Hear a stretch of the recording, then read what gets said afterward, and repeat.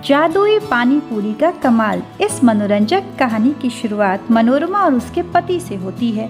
दोनों घर के बाहर बैठकर बात करते हैं। अरे क्या जिंदगी हो गई है, दिन भर बस दाल चावल और उबला हुआ आलू ही मिलता है खाने को। भाग्यवान, अब हम क्या करें, मैं तो तंग आ गया हूँ। तभी उसकी बहू साक्षी आती है।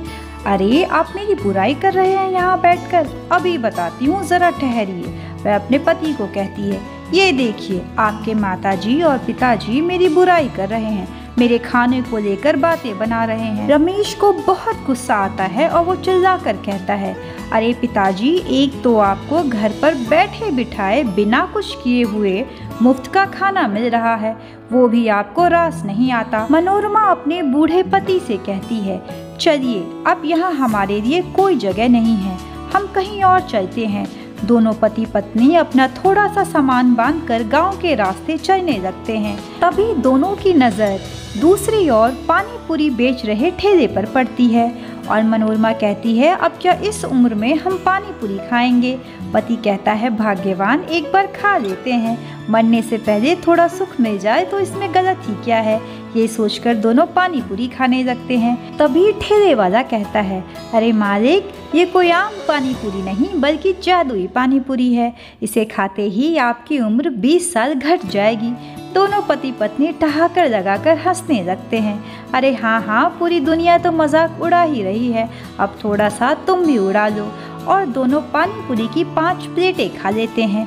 तभी मनोरमा कहती है, अरे सुनिए जी, मुझे थोड़ा सा चक्कर आ रहा है। पति कहता है, हाँ भाग्यवान, मेरे सर में भी दर्द हो रहा है। दोनों पानी पूरी खाते खाते बेहोश हो जाते हैं और जब उनकी आँख खुलती है तो चमत्कार हो जाता है, दोनों एक दूसरे को जवान पाते हैं। अरे ये क्या हो गया, लगता है वो पानी पूरी सच में जादुई थी। ये देखिए कितना अच्छा हो गया, आप भी जवान हो गए और मैं भी जवान हो गई। ऐसा सोचकर दोनों पति पत्नी सामने पड़े हुए पानी पूरी के ठेले को लेकर गांव की तरफ चल पड़ते हैं और कहते हैं, मज़ेदार पानी पूरी खाइए और 20 साल उम्र को घटाइए। उसकी ये बातें सुनकर गांव के कुछ बुजुर्ग लोग उसके पास पानी पूरी खाते हैं और पानी पूरी खाने के बाद ही वह सब नौजवान बन जाते हैं। पानी पूरी का एक निवाला खाते ही बूढ़ी औरतें जवान और सुंदर आकर्षक बन जाती है। धीरे धीरे पूरे गांव में ये खबर फैल जाती है, सब उसकी पानी पूरी खाने आते हैं और एक प्लेट खाते ही बूढ़े से जवान बन जाते हैं। मनोरमा और उसके पति के गोलगप्पे का धंधा तो खूब चल पड़ता है। दूर दूर से बूढ़े लोग जवान होने के लिए आते हैं और तुरंत ही खूब सारा पैसा भी देते हैं। दोनों एक सुंदर से घर को खरीदते हैं। अब दोनों के पास किसी भी चीज़ की कमी नहीं होती। दूसरी तरफ उनका बेटा नंदू खेत में काम करता है।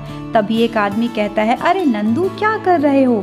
पीछे मुड़ के देखता है, अरे आपकी आवाज़ तो जानी पहचानी है, पर माफ़ कीजिए, मैं आपको पहचानता नहीं। अरे मैं बुजुर्ग रमेश काका हूँ और तुम्हारे बूढ़े माँ बाप अब बेहद खूबसूरत और जवान हो गए हैं। उनकी पानी पूरी की दुकान ने तो धूम मचा रखी है। दूसरी तरफ रमेश की पत्नी चंदा को भी अपनी सहेली से पता चलता है, अरे तुम्हारे सास ससुर तो जादुई पानी पूरी बेच के धनवान हो रहे हैं और तुम यहाँ गरीबी में आटा गीला कर रही हो। वह तुरंत ही अपने पति से कहती है कि हमें जल्दी वहाँ पहुँचना होगा और देखना होगा कि आखिर माजरा क्या है। यहाँ हम गरीबी में अपने दिन काट रहे हैं और वहाँ आपके माता पिताजी ऐश कर रहे हैं। अब आप क्या जिंदगी भर मछलियाँ ही पकड़ते रहेंगे। मेरे पास एक कमाल की तरकीब है। वैसे भी गांव की सारी औरतें हमेशा मुझे ताना मारती रहती है, अब क्या हम जिंदगी भर मक्खी ही मारते रहेंगे। ऐसा सोचकर दोनों अपने माता पिता की दुकान पे जाते हैं।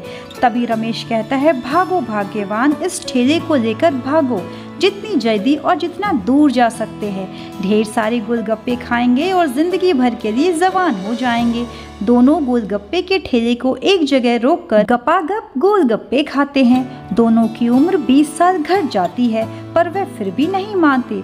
वे और गोलगप्पे और गोलगप्पे खाते हैं। फिर क्या था, दोनों नवजात शिशु में बदल जाते हैं और गांव की सड़क पर बैठकर रोते हैं। तभी मनोरमा अपने पति से कहती है, अरे ये लीजिए, जिंदगी की शुरुआत एक बार फिर से करनी पड़ेगी और इस बार कोशिश करेंगे कि जिंदगी की इस भाग दौड़ से हम थोड़े से सुकून के पल को चुरा सके और अपने बच्चों को अच्छे संस्कार दे सके। ऐसा सोचकर दोनों खुशी खुशी अपने घर वापस लौट आते हैं। So I hope you enjoyed this beautiful story. Don't forget to share and subscribe for more videos. Thank you for watching.